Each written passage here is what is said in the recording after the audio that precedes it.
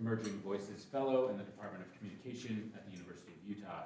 He received his PhD in English from Stanford in 2020, where his dissertation, Unformed Art, Bad Writing in the Modernist Novel, examines literary criticism's vexed relationship to bad writing through readings of stylistic failure in the work of D.H. Lawrence, William Faulkner, James Joyce, and Samuel Beckett. He's also working on a public humanities book about the 2015 video game Bloodborne, tentatively titled Reading for the Glitch, Bloodborne, and Negative Form. His writing on video games has appeared in LA Review of Books, and his article, Faulkner's Glitches, is forthcoming in Novel, a Forum on Fiction. Please join me in welcoming Nathan. Thank you, Jeremy, for that introduction, and thanks to everyone for coming. Can you all hear me? Great.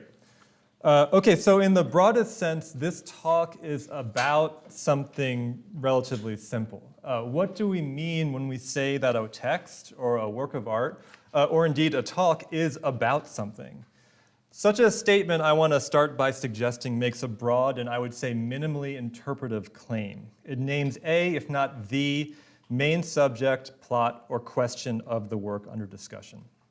So for instance, Homer's Odyssey is about a man named Odysseus and his difficult journey home to Ithaca.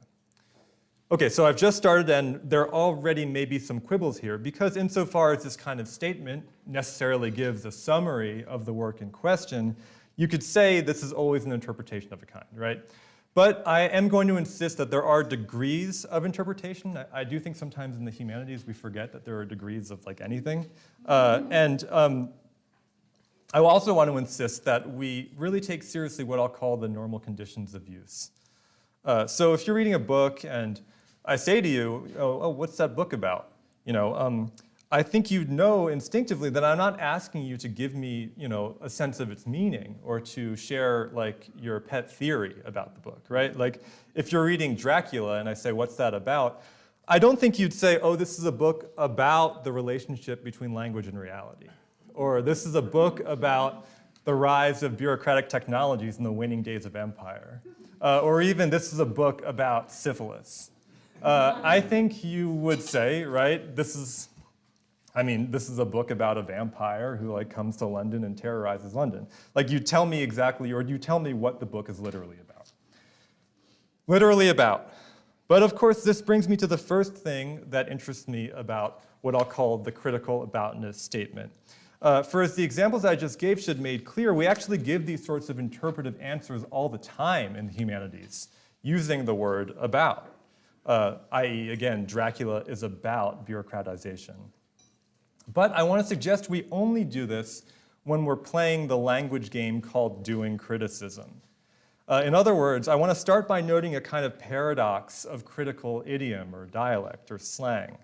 Although I want to characterize the aboutness statement in everyday discourse as minimally interpretive, in the past few decades, the word about has also become a kind of universal critical shorthand for interpretation as such.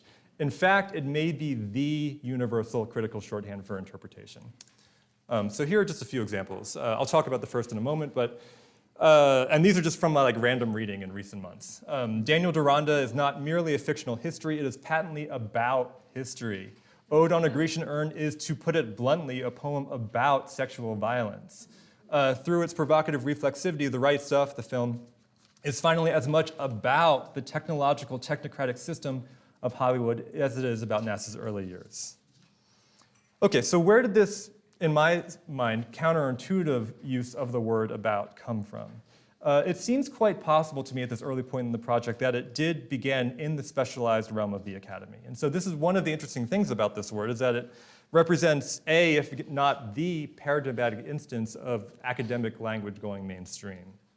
There's a famous moment at the beginning of Allegories of Reading, which I'm sure many of you know, where Paul de Man is analyzing a passage in Proust's In Search of Lost Time that's literally about how nice it is to read inside during the summer.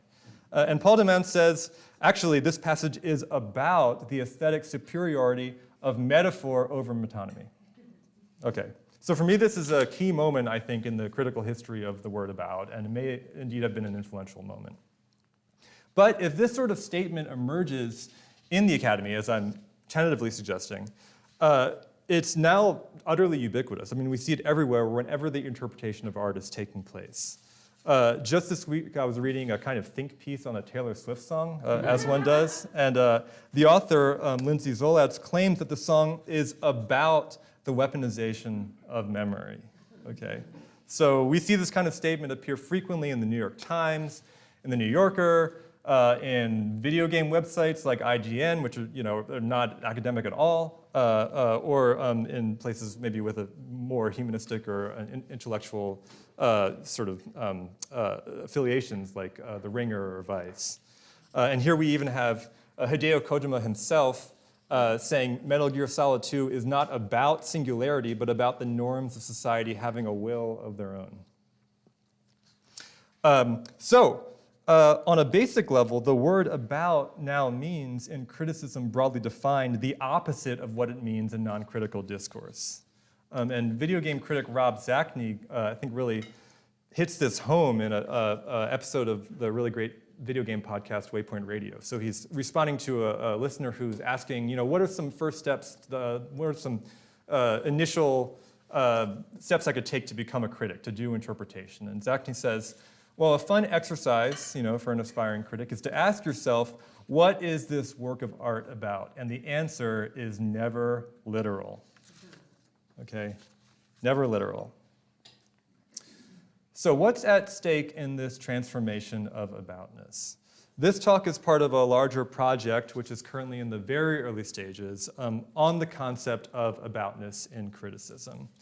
On the most basic level, I am interested in what's essentially an empirical question about critical idiom, again. Where and when, where did this interpretive use of the word about come from? My hunch is that we didn't always talk this way. We didn't always use this word this way. And so I want to know where it stems from and why it's become so popular. And right now I have my own theories on this, but I'll sort of table them here. But I will say, just as one example, we might note that when we use the word about to give a counterintuitive interpretation, as I think many of the examples are doing, we do so while dodging authorial intention, which is something we're still not supposed to care about even today. So I do think this is one of the affordances, one of the conveniences of the aboutness statement. What I'm going to talk about today, though, is something somewhat removed from this critical history. I want to look at a recent work in which questions of aboutness become particularly knotty and complex. And this is the video game Death Stranding, which was published by Kojima Productions and directed by Hideo Kojima in 2019. So why Death Stranding? Well, in the first place, this is a game for which it became a kind of meme in the years before its release to write the comment, "I still don't know what this game is about," below each of its extremely inscrutable trailers. So Death Stranding is a 3D open-world game in which you deliver packages between outposts in a post-apocalyptic US. However, for the majority of its promotional cycle, it was impossible to tell this from its extremely weird trailers, which featured, among other non sequiturs, lines from William Blake, like arty shots of handprints in mud, lots of shots of people crying, and like motion captured likenesses of Norman Reedus and Mads Mikkelsen running around with this baby in a glowing jar. And here's a variation of this, an early variation of this meme. Kojima, I'm making a new game. Sony, cool, what's it about? Kojima, yes. So on the simplest level, I find this meme comment interesting, an interesting case study in aboutness because it has a kind of dual nature. Because Death Stranding is a video game, voicing confusion about what the game is about really expresses, I would say, two uncertainties. On the one hand, as a narrative and representational work, Death Stranding has aboutness in the way that novels or films do. It has a thematic content, it has a story, right? And this is one thing that I think the commenters were asking about, or a confusion they were expressing in this comment. They were basically asking what kind of narrative context, what kind of fictional world could make sense of the bizarre images we're seeing in these trailers. But on the other hand, because Death Stranding is a game, the commenters were also expressing confusion as to its ludic content, i.e. what you actually do in this game. What does gameplay consist of? So literal aboutness in video games, I want to start by suggesting here, actually means two distinct things. Furthermore, this second form of literal aboutness, ludic content, is also, in my mind, somewhat confusing or ambiguous from an interpretive, not just a literal standpoint. So I suggested earlier that aboutness in a work like Dracula can mean both a non-interpretive summary of its main subject and an interpretation, a statement of its meaning or hidden thematic content. But for gameplay, we may ask whether this kind of interpretation is even possible, i.e. whether we can use a critical aboutness statement when we're talking about the actual content or form of gameplay. For instance, in a first-person shooter, you might say shooting is what the game is about, insofar as that's the main action you perform in the game. But I do think it remains an open question whether this action has a meaning that exceeds its ludic content and ludic function within the game. So there are game scholars, a lot of them, who I think would say that it can. Most famously, Ian Bogost, who claims that video game forms and processes and mechanics can make arguments about the world, and he calls this procedural rhetoric. But despite the popularity of procedural rhetoric today, I do think it's important to recognize that the very fact that Bogost had to formulate and defend this concept, and not all that long ago, indicates that there was, and maybe still is, a genuine uncertainty or ambiguity about whether game forms and mechanics can mean in a traditional way. And I do think it's worth giving some credence to a view like that of Stephen Poole, who's one of my favorite game critics, who wrote that gameplay action does not have an overarching meaning in the way that a novel or film does, but rather is untranslatable like music. So these are just some general questions of aboutness raised by Death Stranding and its gaming medium. But I now want to talk about something more specific. I suggested earlier that aboutness in the non-critical sense concerns the literal contents or theme of a work. In Death Stranding, though, this becomes unusually fraught because I want to suggest that this game is excessively, indeed almost insanely literal. We might say it supercharges or overcharges aboutness on a basic level. It makes literalness into a kind of enigma. And to me, this is actually its defining feature as a work of art. And it's also, by the way, what makes it incredibly difficult to actually interpret. So what does it even mean to be excessively literal? Right? Where can we see an example of this? Well, perhaps the most telling moment in Death Stranding occurs when the game, quite unusually, is actually trying not to be literal. It's trying to be metaphoric. So in a scene late in the game, your friend Fragile, played by Lea Seydoux, comes to you and says, "I brought you a metaphor." And it's a punchy line. It's so punchy that multiple reviews when the game came out opened with this line, I think unbeknownst to the writers. But it's also incorrect. It's not actually a metaphor. Because what Fragile has brought here is something closer to a literal example. You can see in the image here, she's brought you the gold mask of your recently defeated rival named Higgs. He's a kind of terrorist. And she says, "Tell the lifers with Porter syndrome what happens when you hide behind a mask." So for context, Porter syndrome is this really weird condition in Death Stranding, for those who are unfamiliar, that makes people addicted to delivering packages. So essentially to playing Death Stranding. So like during the game, you are delivering packages, and these people named mules, you can see one here on the left, these guys are essentially bandits who will come in and try to steal your packages. And they don't hurt you or anything. They incapacitate you, they steal your packages, and then they try to deliver the packages themselves. It's very strange. But crucially, these bandits wear like a kind of mask here, right? You can see. So what Fragile is basically saying is that your rival's mask, which she calls a metaphor, it's actually a symbolic message to the other bandits who can steal their faces that their bandit behavior is going to bring them to a bad end. So it's no more a metaphor than like a severed head on a stake. It asserts a general proposition about a category of which it is itself an instance. This moment is paradigmatic.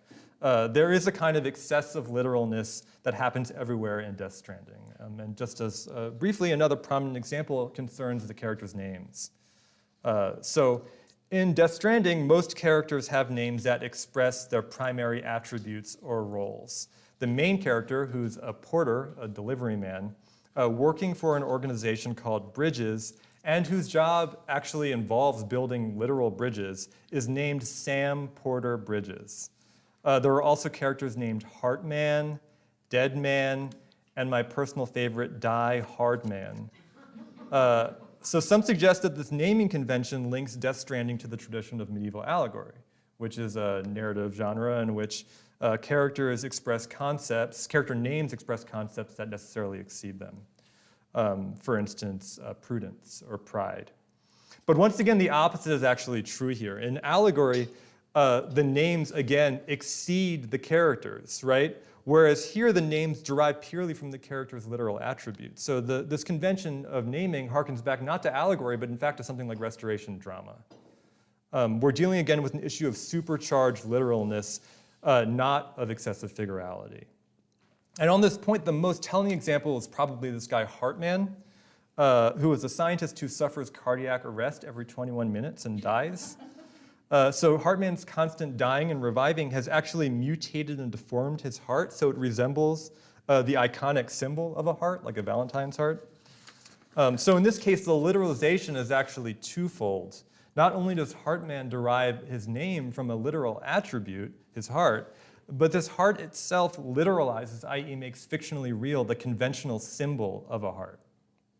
So there are other places in Death Stranding where this kind of crazy, excessive literalization happens, most crucially in the title, and the presence everywhere of literal strands in the sense of ropes or other string-like things, cords, and stranding and being alone, and also in the sense of beached whales, which is one of the primary visual motifs of the game. But this is a complicated example, so I'll just want to flag it for now.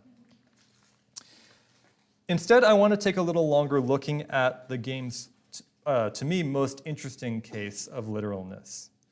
So far, we've been focusing on aspects of the game's world and story, that is, on aboutness in the traditional sense. But I now want to turn to its gameplay, to aboutness in the ludic sense.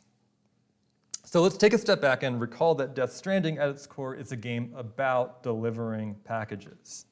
So in a typical mission, you wake up in an underground bunker. There are lots of these bunkers scattered over the open world. And you accept a delivery assignments from the terminal in the sort of bunker that you're staying at. Now in the game's post-apocalyptic setting, everyone lives in these isolated bunkers, and most of your assignments as a porter involve fulfilling orders for things like food or medical supplies, equipment, or other random requests like DVDs or pizza. So you're basically like an Amazon delivery man plus like food delivery guy. And once you accepted an order, you then navigate some very complicated menus to configure your gear. So you have to do there's all kinds of variables here. Like each individual package has a weight, has dimensions. You have to place it on your body in the most efficient way possible. You don't want to put too much stuff like on your left shoulder because then you'll tip over to the left. You want to kind of balance it out. You can also bring a truly staggering number of pieces of equipment, anything from rope to ladders to like hoverboards and stuff, but all this stuff also has weight and dimensions, and so you're balancing your own equipment against the shipment that you're carrying. So it's a very complex, it's lots of complex mechanics layered on top of each other.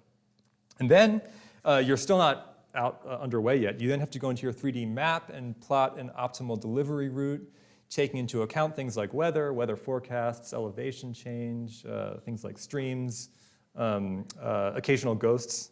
And then finally you go out and, oh no, what did I think I clicked something by accident. Okay, here we go. Yeah, and then finally you go out into the open world and the gameplay proper begins. And the gameplay consists essentially of walking. So it's a very fleshed out, here's another, by the way, another literalization here. It's essentially a walking simulator in the truest sense, something that's been brought up a lot of times. But walking simulator in the gaming world is a kind of a term of denigration for story-based first-person games where the only thing you can do, the only gameplay activity is to walk. Whereas in Death Stranding, it's actually a simulator. Like you have to take account of things like again, like the terrain underfoot here, you're painstakingly scanning to see if there are like rocks or ditches or whatever that'll cause you to trip. You have to think about wind. You have to deal with stuff like snow and rain and other environmental conditions. So it's very grueling work. Typically, a delivery will take you anywhere from like 5 to 30 minutes. And when you finally arrive, you get graded on your job performance from your customer/employer based on things like the damage to your cargo or how much time you took or your delivery route. And then you deliver your package and you accept another delivery and you start the whole process again. You do this for like 50 hours. So if this simulation of boring work seems like a weird subject for a mass market video game, you're not alone. When it was finally revealed what the game would be about, many fans were dismayed. And although I myself like the game and I think it's very interesting, it's hard to blame them. I mean, the issue here in part is just a matter of expectations based on Hideo Kojima's previous work. So some of you may know he's best known for the Metal Gear series, which are all action games about staving off a nuclear apocalypse. But I do think there's also something really jarring in seeing such incredible production values. I mean, the graphical fidelity is incredible. Like famous actors or motion capture, the game cost tens of millions of dollars, maybe even $100 million. Seeing such extravagant resources directed to what is essentially a job simulator. So if you look at a lot of the game's promotional material, like this image here, it really does look like a big budget action AAA open world game. And yet what you actually do in the game couldn't be more different from something like Far Cry, for instance. And yet, from another angle, this disjunction between the game's inner and outer forms may also be revealing. After all, it's become increasingly common, both among academics and just the game's journalists and players, to complain that open world games, big budget action open world games like Assassin's Creed or Far Cry, themselves often resemble tedious work.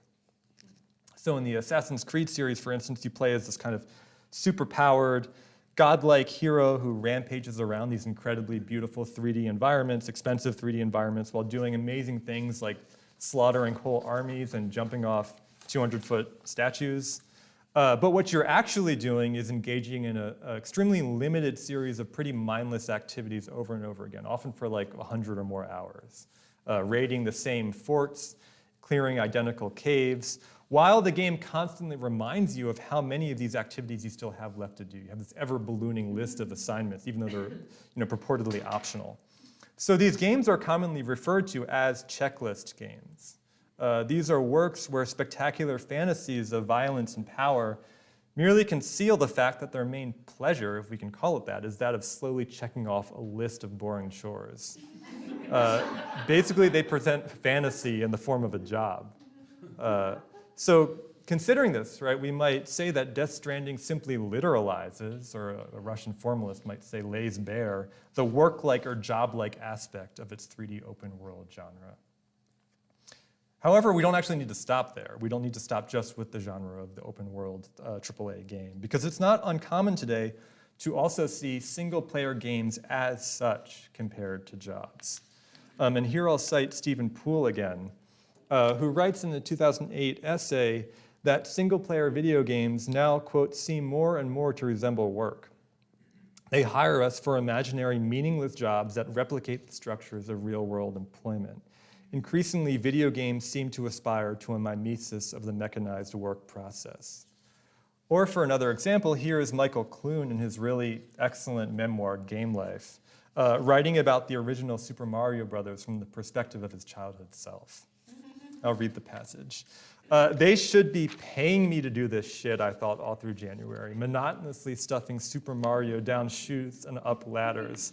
This is child labor, I thought as I smashed Mario's head against a brick again and again and again and again for gold coins. One single coin for a smash. Didn't anyone at Nintendo ever think to use a number? Like, hit this brick once and get 30 coins? Hit this brick and the number 30 floats up with the coins? No, they made you see every coin as it popped up. They made you hit your head one time for one coin.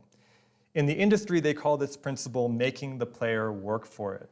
The console designers ruthlessly apply the principle, turning their games into spiritual facsimiles of their own alienated labor. If you want a coin, smash your head against this brick. Want 2 coins? Smash, smash. Want 5? Smash, smash, smash, smash, smash. So this passage relates in several interesting ways to Death Stranding and to the larger issue of Aboutness. To start, we can note that the status of the literal in Clune's critique of Mario is actually somewhat unclear. So at first, Clune objects to the monotony, i.e. the form, of Mario's basic gameplay actions of traveling down chutes and up ladders, as he says. So we might recognize this sort of formalist critique from someone like Adorno, who famously writes in a passage that Poole cites that amusement in late capitalism has become the prolongation of work. So in Clune's case, as in Adorno's, this kind of critique derives its power from a dissonance between the form and the content. Whereas the outward content, or what Adorno would call the ostensible content, seems fun or even liberating, its inner form resembles that of a job. So unmasking this sort of dissonance or buriedness is actually key to many kinds of Marxist and political interpretations. So as an aside here, one might note that Clune's line about chutes and ladders is also weirdly inaccurate, as far as I can tell, as a description of Mario, because I haven't played the game in like 20 years. But Mario does travel through pipes, but I don't think there are ladders in the original Super Mario Brothers. But there's actually little sense in harping on this, because rhetorically, and this project is very interested in the rhetorical aspects of criticism, the main point of this phrase is simply to unmask play, which is here encapsulated in this unmarked allusion to the board game Chutes and Ladders, as work. So the point, again, is contrast. We thought we were playing a game about vertiginous, liberatory spatial traversal, right? But we were really just performing a job. In fact, you could say that the seeming error simply reveals Clune's commitment to a critical aesthetics of surprise. He's actually willing to mischaracterize the literal contents of Mario in order to emphasize this dissonance between the game's inner and outer forms. It's sort of insidious way of smuggling grim servitude under the guise of liberatory movement. If we read further in the passage, though, this contrast quickly dissolves into a description of something like actual work. Because what seems to bother Clune the most is not Mario's spatial traversal, platforming, the game's primary content or form, but rather the secondary activity of collecting coins for extra lives. So this is a secondary, inessential activity to Mario. But here it's definitely important that this task involves explicitly coins and bricks. For Clune, the perfect emblem of Mario's job-like structure is the fact that you have to literally smash your head against bricks, a classic symbol of manual labor, in exchange for stingy monetary compensation. However, within the logic of Clune's passage, this complaint that Mario literally makes you perform manual labor bears an uncertain relation to his first complaint. The first critique, again, is a formalist claim. It works by disregarding the work's literal contents, its chutes and ladders, in order to unmask an insidious structural monotony. By contrast, the second complaint critiques the game simply by giving a comically literal description of its explicit contents. So we're thus left with a question about the relation between a game's literal content and its complicity in enforcing dehumanizing structures of labor. Does Clune, I want to ask, hate Mario because its quote-unquote fun surface belies a job-like structure of rote repetition, as in the checklist games of today? Or does he hate it because it literally makes you work for money, even though this is actually a relatively minor activity within the game's overall structure? I mean, these aren't mutually exclusive, of course, but even if we accept that both aspects bother Clune, we're still left with a kind of rhetorical question of emphasis, because the formalist argument seems like it should be the far more damning one, because it concerns the game's essential activity, whereas the content argument just concerns a side activity. But Clune actually spends far more time complaining about the side activity, so why? To rephrase this question in the most general way, to what extent does a game's literal represented content, what the game is literally about, determine whether or not playing it resembles work? So this is actually, to me, a very complicated and difficult question. We know, for instance, that among game scholars, there are so-called ludic purists who might say that represented content is incidental to a game's meaning and power. Such a view might say, in fact, that Death Stranding is really a platformer like Mario. This is a point that's been made many times, insofar as what the game is actually about in the purest ludic sense is traversing space, right? Traversing space just using your body. Yet the very emphasis in Clune's passage on the literal level might give us pause. In the case of Death Stranding, does it really not matter that you're literally doing repetitive delivery jobs and getting rated on your job performance? Should we be disturbed by such a blatant mimesis of labor in an entertainment product? Or should we take a more positive view and suggest that Death Stranding is actually saying something interesting about the relation between games and labor? So this is a question that Death Stranding raises insistently, and I should now say that I don't have an answer to it at all, really. I mean, it's a very big question, and for now I'm really just interested in how the game raises it and the relentlessness with which it does so. And so I want to end today by examining a moment that I think crystallizes some of the issues and questions about labor, form, and content that we've been circling around.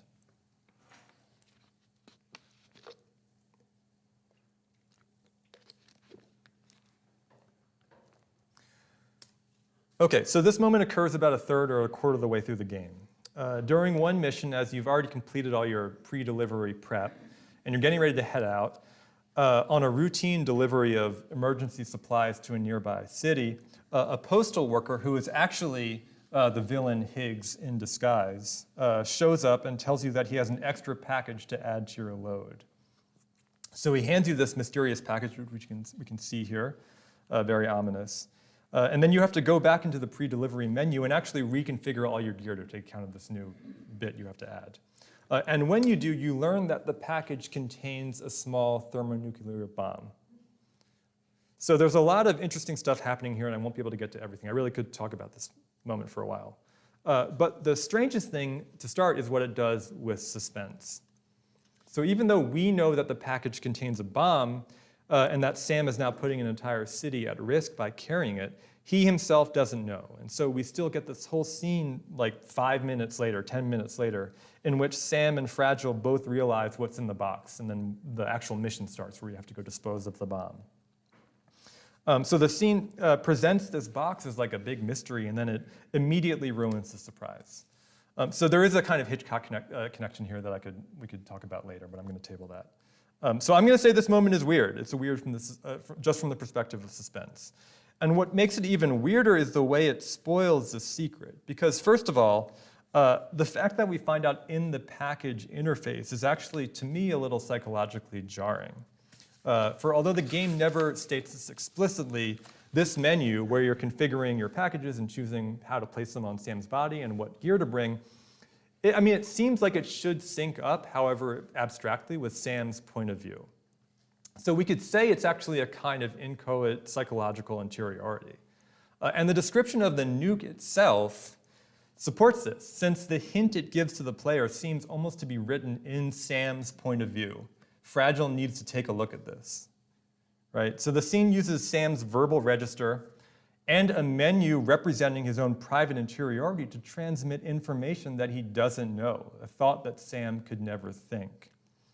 For any narratologist here, it's a kind of reverse free and direct discourse. It would be like if in a novel, the protagonist had a bomb hidden in their luggage or something, and we as readers found out about it through their own stream of conscious narration. It's really strange. And there's more to say here, too, about the use of UI and interfaces in Kojima's games. He does very interesting stuff with them, but we can hold that for now. So why is the game so careless with suspense? I want to suggest that this moment is emblematic. Death Stranding is all about a kind of absolute transparency. Everything is both literal and completely on the surface. Just as it's literal even when it claims to be metaphorical, I brought you a metaphor, here it lays out its narrative secrets even when it pretends to hide them. Despite its surreal world and despite all the memes leading up to its release, Death Stranding is actually the opposite of a so-called mystery box narrative. Its obscure trailers obscured a game that's really the opposite of obscure. Indeed, the box itself could even be read as a kind of commentary on this fact. For years, gamers wondered, what's in the box of Death Stranding? And yet the actual game, for the most part, is not only not mysterious, but in fact anti-mysterious. It spoils its own secrets even without psychological or characterological justification. Furthermore, this box also literalizes the very deflation of that mystery. Since after all the hype and theorizing, what was inside the box of Death Stranding turned out to be nothing other than literal boxes, a mundane package delivery simulator. At the same time, this box also performs another kind of literalization, for delivering the package is, of course, a military euphemism for dropping a bomb. So the game really plays with this. In the actual mission involving this nuke, you have to carry it to a tar pit where it can be disposed of safely. So in completing this delivery assignment, you're basically literalizing this figure, dropping a bomb, in a way that seems almost to comment, ironically, both on the figure itself and on, I would say, on Hideo Kojima's previous work. After all, the Metal Gear series, as I said, is explicitly a series about nukes. So, whereas Death Stranding for some fans disappointingly subbed in package deliveries for Metal Gear's more exciting action spy content, this moment reverses that relation in a way. It gives us a package delivery that actually contains a nuke. And yet, crucially, from a gameplay sense, here it's only the content, not the form, that changes. What's funniest about this mission to me is that the overall gameplay structure doesn't change in the slightest. You may be carrying a nuke, and the game actually kind of tries to make a sort of action set piece out of this mission. But the play experience is exactly like every other delivery. You're still walking from point A to point B carrying a heavy item. So we could say that while the narrative or representational aboutness changes, the ludic aboutness remains exactly the same. And in one final turn, one final literalization, the package literalizes this fact too. Because we could also say this box is a kind of meta-artistic figure for form and content as such, which is often conceived of in the form of a container. So in smuggling a nuke into a package, the game literalizes what this entire mission is doing, which is precisely a kind of meaningless substitution of content amid a perfect continuity of form. So should we finally take this as its own kind of message about gameplay and labor? Is Death Stranding suggesting that even when a game's outward, or again, ostensible content is exciting, its form is still that of a job? Are all big-budget single-player games really job simulators? In the end, this reading, which is itself an interpretation, would, I think, be too reductive. I want to suggest something simpler and more modest. What this moment, and Death Stranding as a whole, teaches us is that literalness is not always obvious or simple. Recall that Rob Zacny says that a good critical exercise is to ask yourself, what is this work about? And the answer is never literal.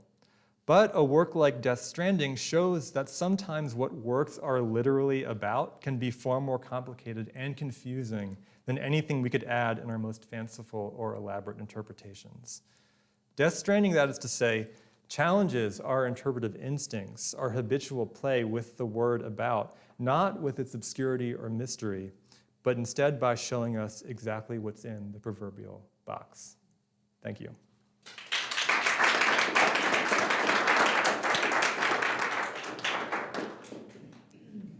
That's great. Thanks, Nathan. I think we have plenty of time for questions, so I'll let you don't mind moderating here. Sure, yeah. Yeah, Scott. That was great, Nathan. I really enjoyed it. I want to point one more literal thing going on. Supporter syndrome is literalizing metaphor, carrying a cross. Huh. So the whole thing is literally about trafficking. It's literally about literalizing metaphor. That's wonderful. Yeah, I hadn't thought of that. Cool. And the other thing I want to wonder about is your insistence that this is always about work. Because one of the really interesting things about the gameplay is actually, it is literalizing, but it's also trying to imagine that your totally disembodied play in the space of the game is actually embodied. You have to figure the weight, you have to figure the terrain, you have to actually pretend that you are embodied in this space where you're not. Yeah. That's the actual game. The carrying across, in a sense, is all, just the details of doing what you already planned out. And so I'm curious about what it strikes. I mean, sure, it's about mechanized work, but it feels more, I don't know, more about sort of trying to imagine the effort that it would take to literally do something that isn't just about work, but is about sort of just sustainable embodiment in some sense. I don't know how to say this, but. Yeah, there's a couple things, a couple of really fascinating threads there. I mean, one, I just want to make sure that I'm clear on the point about, are you saying that, there is this kind of paradox, right, insofar as like a simulation of embodied experience is itself necessarily like, it's anti-literal or something because it's a simulation? Like, Like, yeah, it's fascinating. It's like, yeah, I mean, there's this kind of like mind-body thing that maps onto like the, the virtual and the actual or something, where all these terms get reconfigured in the kind of ludic experience that is an embodied experience. I need to think about that more, but I do really like that suggestion, and I love the idea of the cross too, because it does also reflect back on the whole question of allegory. Like it's another sort of reversal of the allegorical of gesture. But yeah, I mean, as far as whether the game is about mechanized labor, I'm with you. I think that I haven't gotten this far in my sort of readings of the game, but I do think it's doing something more than that. I don't think it's simply laying bare, this work-like structure. And the reason why is precisely because of how complicated and granular that simulation is. It's not mindless. Actually, you have to really think about what you're doing. So in that case, I would even say it's not that repetitive because there are so many emergent variables in play. Sorry, I just want to, to say it's about mechanized labor is to make it really a kind of reflexive metagame where you're just thinking about the action of your gameplay. Yeah. What this is asking you to do is not think about the action of your gameplay, but pretend that you're actually thinking about a person, a real body thing doing this thing. Yeah, or even just like, no, I think that's totally right. Or even just on a less kind of conceptual level, like you're just embedded in the details of the delivery. Like you can't have that formalist perspective, you know what I mean, or that kind of Adornian perspective when you're actually just caring about like whether you're gonna get knocked over by a gust of wind. Yeah. Yeah, Andrew. Thanks for your talk. And I have a couple of questions. So one is thinking about this in terms of genre. So like it's a game that's in a post-apocalyptic setting. And I was thinking about it in terms of Ursula Le Guin's sort of discussion of science fiction and its tendency towards what she calls like a techno-arrowhead model of like sort of action and adventure-oriented stories. And she kind of pushes back against like the primacy of that and argues that there should be more like sort of carrier bag narratives. And she's sort of drawing upon like anthropological discourse about hunter-gatherer societies and how like basically, hunters came back with meat and they came back with stories, and so that becomes like the basis of like this sort of model of sort of thinking about heroism. But maybe we should talk about like other uses of technology that don't prioritize violence. I was curious, like, what does it mean? It seems like this might be sort of trying to do a similar type of work of trying to sort of do a sort of a video game that is sort of set in a traditional setting for these types of action adventure like power fantasies, but doing something different with it. And I was curious what you thought about like the meaning of trying to do something like that. Yeah, that's a really great question. I think you're essentially right. I would need to think more. It's funny, I haven't thought much about the actual, Kojima is famous even with his action games for being someone who sort of tries to eschew violence, and he invented the stealth, he claims he invented the stealth genre where the point is to avoid fighting or shooting the guards and to get by them unscathed, and he always puts rewards in the games for being able to actually finish them without killing anyone. So he really does believe in the ideal of a nonviolent game. And Death Stranding punishes you like extremely severely if you happen to actually take a human life. It's almost like a game-breaking event. It can be. But yeah, I would just need to think more. I love the question. I would need to think more about, to how that relates to Aboutness. Other than, I think it does touch on one of, I didn't get to this in the talk, but like one of the crazy things about Death Stranding on the literal level is that it's about so many things that it's hard to say what it's about. There's a kind of conceptual density and ambition that characterizes a lot of Kojima's games, but it's kind of running wild here. So, this is a game literally about like US infrastructure, it's about climate change, it's about politics in the age of Trump. They're deliberate, like one of the main motifs is a kind of Trumpian slogan. It's about death and like what it means to die, and post-apocalypse. So these are all, it's like there are so many charged thematic, just literal thematic contents that it does become really hard to sort of disentangle them, Yeah, thank you. And so one more question. I wanted to ask you about the bomb in the bag scenario. That's kind of interesting in the sense that it seems like the fact that you find out about it before your character does is like an interesting narrative choice. Because disrupts the sort of, I mean, arguably it disrupts the suspense, but like there's also sort of like that disruption of like that connection between you and the character that you're playing. Like, so basically, you have knowledge that he doesn't. Yes. And that usually, like games try to sort of like encourage that sort of elision between self and game avatar. Yeah, for sure. Kojima plays a lot of those types of games. Like, I mean, like going back to like Metal Gear Solid, where, you know, basically it's like switch the controller to the second port to fight Greybox, basically. Yeah. And I was curious what you thought, or to hear you say more about that. Yeah, that's a great question. I mean, let me start with the Kojima comparison because it is something I sort of tabled during the talk. I would need to think more about the controller thing, because that is like the kind of the famous moment of fourth wall breaking. I mean, for me, I think the best comparison is a moment that happens in Metal Gear Solid 2, where late in the game, the commander of your mission to infiltrate this like terrorist strongholds reveals himself to be an AI, and the game's interfaces start wigging out. And at one moment, your radar, which normally shows like where the guards are, the enemies, the patrols, shows this weird video of like a woman like reclining in a chair. But there's a key difference there that makes this moment, I think, weirder. So in that moment, first of all, it's established in the game that your radar is diegetic, like the character uses the radar and talks about it. And so that moment, in a way, supports and accentuates characterological identification. The game violates the norm of the interface in order to preserve this link between character and player.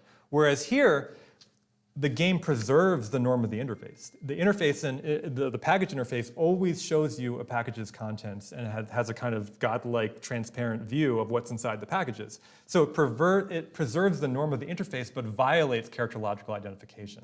So there's a kind of, I mean, just on an aesthetic level, one thing that really fascinates me is that here it's like interface transparency and consistency actually trumps character and trumps suspense. As to the question about suspense, yes, I mean, I alluded to it in the talk.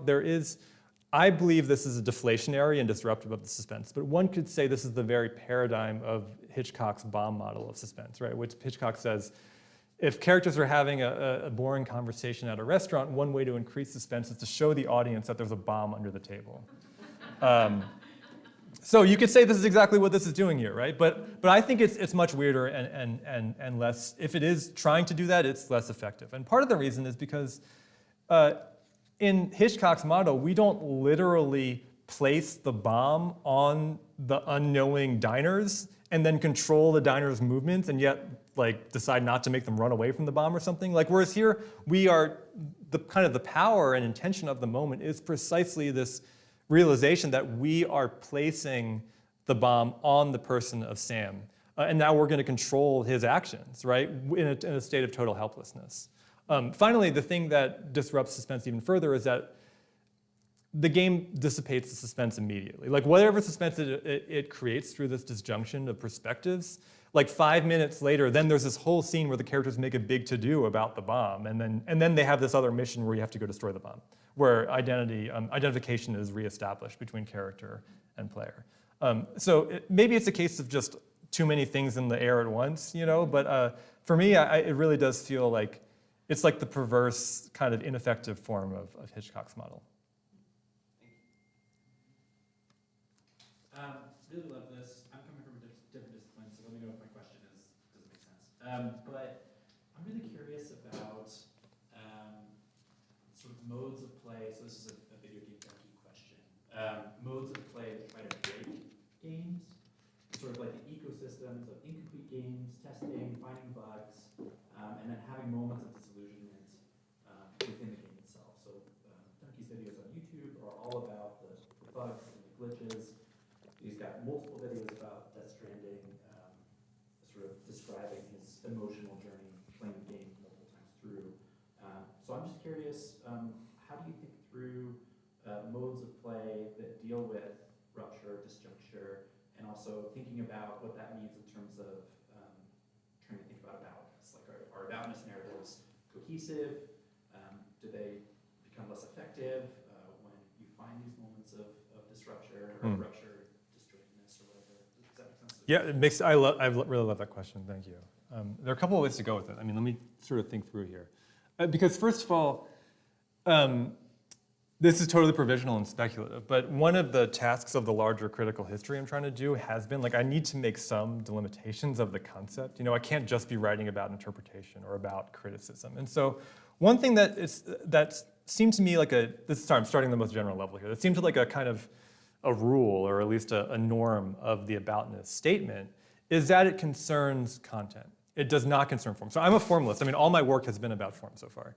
So this is like writing about content is a whole new thing for me. But I mean, I think the Paul Demond quotation is paradigmatic in that what he's saying is that this is, you know, like many a deconstructionist or a formalist, this passage is about literature. This passage is about metonymy and metaphor, right? It's about aspects of form. But he's not saying the form is about that. He's saying the content is about that. So Aboutness, even when it concerns matters of form or style, reads them back into the content. So this is all to say, like, I'm very interested in glitches. I mean, like, I take a kind of different perspective, I think, on glitches and game breaking in general, but I read them more in a longer history of negative form. The relation between like a glitch and something like the kind of Adornian maxim that problems of form express, you know, unsolved antagonisms of reality, or like the formal rupture expresses a historical contradiction, you know. And so I think for that reason, in this particular project, I haven't thought much about glitches. But I do think it notes this fascinating, I mean, even if we stay within the realm of Marxist criticism, right? Like it does note this kind of fascinating, again, kind of ambiguity or paradox about interpreting games. Precisely that, I mean, this is maybe a little bit different, but many times, like in a game like Cyberpunk 2077, glitches are precisely a mark of like damaged life. like glitches that happen when the designers are crunched or overworked and don't have time to like polish out the game or whatever. So the kind of entire Adornian interpretation, you know, of the moment of negative form or rupture that reads political or human reality into form is like already just literalized, you know, in the glitch. Like we know, like, yeah, like they were working too much when they made this game, you know? So it does refract back on these questions of aboutness insofar as, right, I mean, the Marxist paradigm is one of the great paradigms of aboutness, like the idea that we show that a work is actually about labor, right? You know, that's certainly in play here, but I think just focusing on the literal and the content level, yeah, I need to think about it more.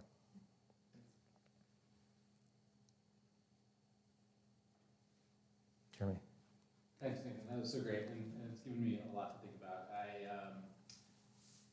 I want to first of all just trouble the Mario reading, because at least one of the parts one of the things about Mario Brothers, and this is maybe where my gaming sort of ended, but you know, you're also getting coins for hitting your head, but it doesn't hurt at all. This, I mean, I think it has a little bit to do with Scott's comment about the sort of fantasy of embodiment, but without actually being embodied.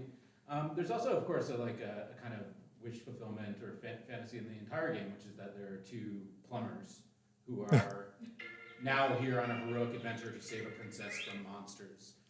And so there's a way in which the fantasy of the game is to actually sort of transcend the labor situation and be involved in a sort of adventure on a grand scale. Yeah. But that made me think a little bit about one of your initial points about sort of humanities scholars not being good at thinking about multiple levels, around multiple levels. Degrees. Yeah. Or degrees. Okay, well, maybe levels was what I was thinking, and I was kind of thinking throughout some of your talk. I'm sorry for the long comments here, but we had Teen Wen earlier in the semester talk about gaming, and or gameplay, and I thought one of the aspects of T's argument that for me is really resonant here is like about the sort of ludic or ludic component of the play, which is that for T, it's the sort of act of taking on constraints that are in some ways completely arbitrary. The logic of those constraints is internal to the game. It's not really constraints that you have any, you know, whether you're going to tip over or not is not something that like you are really within the context of the game and only for the game. And so that suggests to me that like at least one level of the aboutness or meaning of the gameplay is just about the taking on of constraints. Scott pointed to another one, which is sort of like just about the experience of a kind of vicarious experience of embodiment that you're not actually dealing with. And that would be, for me, very true of any game where you're like flying. The flying is fun. It's not something you get to do normally. Yeah. You know, and that is a sort of level of vicarious identification that we get in fictions all the time. We get to sort of go along with the character doing something that in a situation that we're not normally in. So that's kind of like all the comments. Sorry, that there are just sort of maybe multiple levels No, it's great, of yeah. kind of aboutness of the experience as well as the sort of meaning. And then I guess my question was actually kind of about the sort of surface reading arguments out there and whether that's something you're kind of engaging with and particularly whether you think that kind of spatiality maps onto this aboutness question. Because it seems like, you know, the literal could be like the surface and the counterintuitive or hidden meaning is the, you know, is the below the surface subterranean. Yeah. I mean, okay, so Sorry, thank you, Jeremy. Those were, I want to respond to like every part of that. I don't know if I'm going to get to all of them, but let me just start with the surface reading thing, because that is a debate that I'm invested in and interested in. I mean, what you said actually did kind of blow my mind a little bit, because I feel like you're saying that this last bit, that my understanding of surface reading is that it's formalist. So, you know, if surface reading is being offered in opposition to the hermeneutics of suspicion, right? Hermeneutics of suspicion is usually content-based. Or like the idea is extracting a kind of suppressed, you know, content, whether it's Freudian or Marxist. Whereas surface reading, like in the kind of the 2009, you know, manifesto or whatever that we all read, like it deliberately evokes Susan Sontag's Against Interpretation, which calls for let's stop caring about content so much and let's look at form, you know. And so it's been a rallying cry, I think, for a lot of formalists but here's the kind of paradox, like who still want to access things like the social or the historical, you know, or politics through form. So it's a way, surface reading is actually a way of reading content into form. You know, whereas aboutness, as I said, is a way of reading form sometimes into content, especially in the deconstructionist mode. But like, yeah, I mean, but the way you phrase it does totally reframe the terms of the debate, because like one could say, but form isn't on the surface. Like form takes expertise and cultural capital and training to see. Like, you know, in the Dracula example, like only an academic would be like, this is about language. You know, like it's like we see the plot, we see the characters. And so like I am invested in this project in that conception of the surface, in the literal level. So that is very productive. I mean, it's really, I don't know if does that jive with, I mean, does that make sense? Yeah. I have other thoughts about, I mean, the thought about, you know, T's argument about artificial constraints, or the Suits argument about, you know, a kind of paradoxical means and relationship. It's been in the back of my mind, but I do need to just think more about it. I mean, the one thing I would say is that, I mean, this is in the realm of personal anecdote and speculation, but, and it goes back to Scott's point a little bit too, or Scott's question. Like, for me, I played Death Stranding twice, and the first time I really disliked it, and it's because one of the game, and another form of its aboutness, you know, Andrew, is like, Kojima also wants to make this big statement about social media. So like, the main currency in the game is not XP or money, it's actually likes. It's really dystopian in a way. Like, you get likes from your employers, your customers, you get likes from other players, and that's how you get rewarded, i.e. get better at doing your job, or get to do your job more or longer, you know. Sorry, I lost my train of thought here. Oh, right. So one of the systems in the game is actually this kind of, for Kojima, he wanted to create this sort of asynchronous multiplayer game where players would be motivated entirely to help each other. So there'd be no death matching or no killing each other. Like, the entire thing was building this kind of sense of community and connection. Hence the strand motif. But that actually makes the game too easy because the result is that like whenever you're playing the game, there's always going to be like a road or a car, you know, or just supplies that will make your journey easier. And so the game actually does become mindless. So within, I mean, I think we would call Death Stranding a striving game. Like it would fall within, it's a case where like you are assuming, you know, arbitrary or unnatural restraints in order to play. But then within that context, there's also the sense in which like, for me, I actually had to impose further restraints, which were turning off the multiplayer component and playing it without any outside help, which forced me to like really actually engage with all the systems and think really seriously about like what I was wearing and what I was bringing and all these sort of granular things that actually get elided and covered over if you play the game as it was sort of marketed or intended. So I don't really know how that fits in. I mean, that goes into this larger, this kind of very big question about work, you know, about mindless work versus intentional work, or work that's detailed work and work that's hard versus work that's easy, you know? These are really large questions, but I do want to highlight that, like, yeah, the concept of a striving game or of artificial constraints is one way of getting into that, I think. Yeah.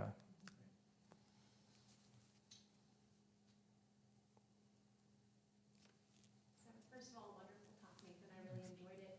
And I have one comment and then a question. We were talking about games as work and labor. It really reminded me of T's comment when he said he's worried not that games will make like mass shooters, but that they'll make investment bankers. Yeah. Yeah, because of the way that you know games encourage us to quantify achievement in life. So anyway, it just kind of reminded me of that and made me laugh. But my question for you is more like a methods question. You had mentioned that you wanted to pursue questions of how the word about changed over time.